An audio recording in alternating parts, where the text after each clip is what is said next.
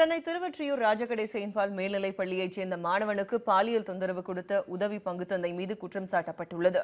புகாருக்கு உள்ளானவரை கைது செய்யக்கோரி போராட்டம் நடத்தினர். விரிவாக அந்த செய்திகளை இப்போது பார்க்கலாம்.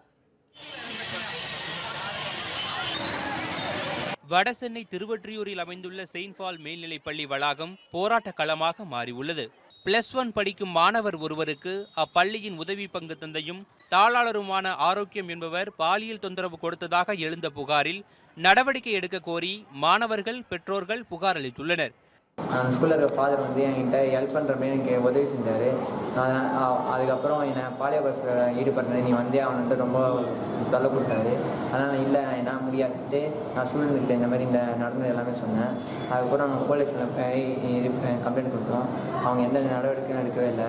பாலியல் தொந்தரவு குறித்த புகாரின் மீது உடனடியாக நடவடிக்கை எடுக்காத காவல்துறையினரை கண்டித்து மாணவர்கள் நடத்திய போராட்டம் வன்முறையாக மாறியது.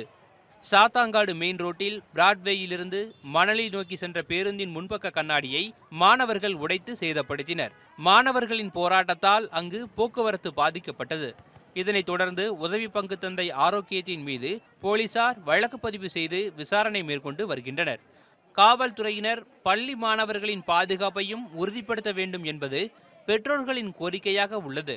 வட சென்னையிலிருந்து செய்தியாளர் அசோக்குமார், நியூஸ் 18 தமிழ்நாடு.